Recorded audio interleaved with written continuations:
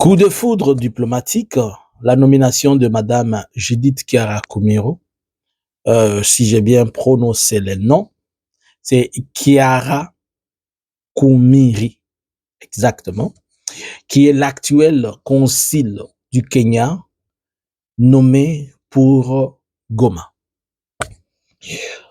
Est-ce que un coup dur diplomatique, une foudre tonnerre diplomatique, est-ce seulement cette nomination est-elle technique? Est-ce une nomination politique? Ou bien c'est un croc à jambes diplomatique? Bonjour, bonsoir. Nous vous saluons de partout où vous êtes en train de nous suivre à cet espace Analyse en Congo. On analyse au quotidien les événements et ensemble, on essaye de comprendre des choses. Je vous préviens, aujourd'hui, vous allez avoir suffisamment de la matière. Nous sommes les 16. Vous aurez, au-delà de tout ce qu'on a toujours donné comme matière, il y aura beaucoup de matière aujourd'hui, parce qu'il y a tellement de choses à parler. J'en profite pour vous demander, si vous n'êtes pas encore abonné, abonnez-vous, likez, suivez-nous de partout, Facebook, YouTube, TikTok. Mais je vois, vous n'êtes, aidez-nous à bouger Facebook aussi, aidez-nous à bouger TikTok et YouTube. Alors, hier, le président de la République kenyane, s'appuyant sur la constitution kenyane qui lui donne l'autorisation, si j'ai bonne mémoire, ça doit être à l'article 132 de la constitution kenyane, qui lui donne le prérogative de nommer et d'appointer des conciles comme il le peut. Ainsi donc, dans ses responsabilités, il a pu nommer un concile qui sera basé à Goma. Bon. Est-ce une bonne chose ou une mauvaise chose? Nous pouvons dire que étant un État, que c'est à la fois bon et mauvais. On va voir tous les deux aspects. Et cependant, vous allez vous rappeler qu'au mois de mars, l'actuel ambassadeur de la République démocratique du Congo au Kenya avait été nommé par Ruto, c'est il n'y a pas longtemps, au mois de mars. C'était un ancien ministre des Sports. Alors, qu'est-ce qui se passe? Le Kenya, c'est un pays de l'EAC, l'Eastern African Community, dans lequel la RDC se retrouve. Mais le problème, c'est que Goma est une partie du territoire qui est sous occupation de l'Alliance Fleuve Congo depuis le mois de janvier de cette année. Goma, Bukavu est partout. Alors, pourquoi le président Ruto va-t-il choisir de nommer un concile pour Goma? Premièrement, ce n'est pas un ambassadeur ou une ambassadrice, puisque l'ambassade de la République démocratique du Congo reste à Kinshasa. Sauf réorganisation, réorientation, mais en commun accord avec le pays hôte, c'est-à-dire la RDC, il peut la redéployer ailleurs selon le besoin. Mais l'ambassade est restée à Kinshasa. Cependant, vous allez vous rappeler qu'au mois de janvier, il y avait des manifestations et qui avaient visé même l'ambassade du Kenya, parmi lesquelles d'autres ambassades aussi avaient été touchées.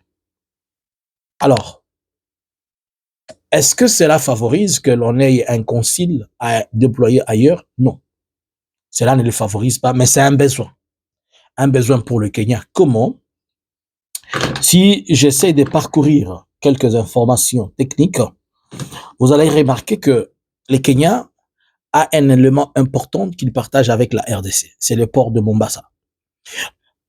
Pour tous ceux qui habitent l'Est, Goma, Bukavu, Kalemi, Kindu, Kisangani, même jusqu'à voir une partie du Katanga, dans les Katanga profonds, même dans les Kasaï, on utilise ce couloir, ce corridor, qui va juste vers le port de Mombasa, et nous avons aussi le port de Dar es Salaam en Tanzanie.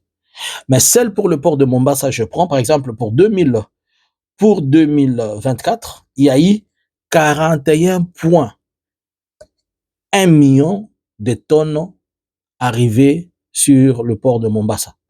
Ça fait une augmentation de 14%. Et à part cela revient à dire que parmi le 41 millions de tonnes, au moins 13,4 millions de tonnes ont fait une augmentation spectaculaire pour cette année, mais ils étaient dédiés pour ou bien envoyer dans les pays enclavés, dans les endroits enclavés, et notamment, vous savez que la RDC est parmi ceux qui sont enclavés par rapport à la question de transport. Mais pour la RDC seulement, il y a eu 11 millions, 11,8% de marchandises qui quittent Mombasa et qui vont à Goma et qui vont dans la partie Est. Cela revient à dire que ça fait 1,6 million de tonnes qui quittent Mombasa chaque fois. 1,6 million de tonnes seulement en 2024. Alors, vous comprenez déjà, là, c'est un souci, c'est un besoin essentiel qui peut pousser l'ambassade, qui peut pousser le Kenya à mettre son ambassade à Goma pour des questions techniques, notamment lesquelles il y a des Kenyans qui sont dans la zone qu'il faut surveiller et savoir comment ça évolue. Il y a des questions de renouvellement de papiers, de documents. Au lieu de voyager encore aller sur les Kenyans, bon, on est tout à côté là. Ce n'est pas seulement là-bas, ils vont gérer aussi Bukavu, ils vont gérer ailleurs. Il y a aussi d'autres questions, par exemple, les Congolais qui ont besoin de visa. Avant peut-être que le free visa n'arrive. Bon, disons, il y a des questions liées à des demandes consulaires et services consulaires qui sont demandés. Mais là où ça devient compliqué, puisque la partie dont Goma est, c'est une partie qui est entre les mains d'une révolution ou d'une rébellion. Là où ça devient compliqué, c'est puisque les Kenyans ne réfléchissent pas comme tout le monde. Les Kenyans se disent quand même que je peux avoir mon consul là-bas, ça me permet de faire le business, mais en même temps, ça me permet aussi de garder un œil diplomatique et une influence.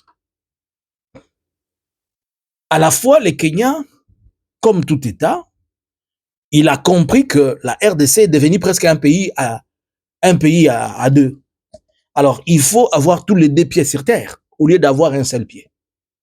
Ce qui est maintenant encombrant, c'est puisque les messages du Kenya risquent d'influencer d'autres pays de la région, notamment les pays tels que l'Ouganda, ils seront obligés d'avoir aussi un consul là-bas, notamment les pays tels que le Rwanda, bon ça on n'en parle même pas, bon le Burundi on n'en parle pas, mais peut-être la Tanzanie va se dire, moi aussi j'ai besoin d'avoir un consul, puisque il faut pas oublier. Récemment, le gouvernement de Kinshasa avait refusé la reconnaissance de tout le document qui venait le document tel que CPGL pour permettre à ce que les gens voyagent et aillent ailleurs. Alors que l'aéroport de Jomo Kenyatta, celui de Nairobi, est trop utilisé aussi par les Congolais, notamment avec Kenya Airways.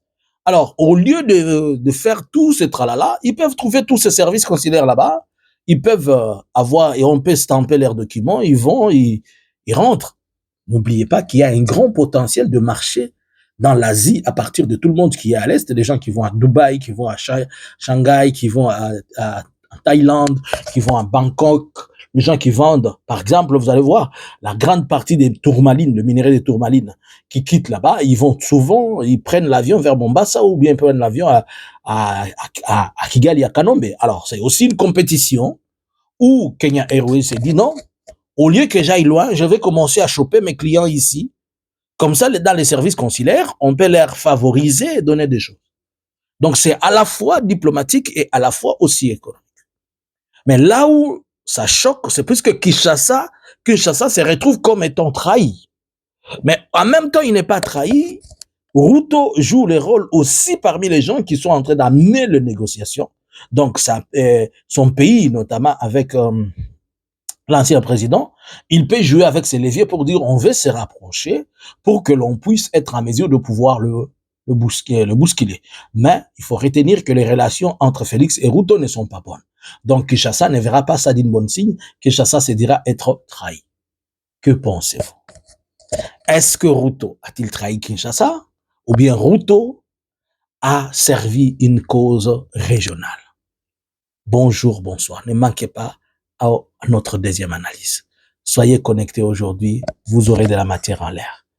Abonnez-vous et partagez. Bonjour. Analysins Congo subscribers.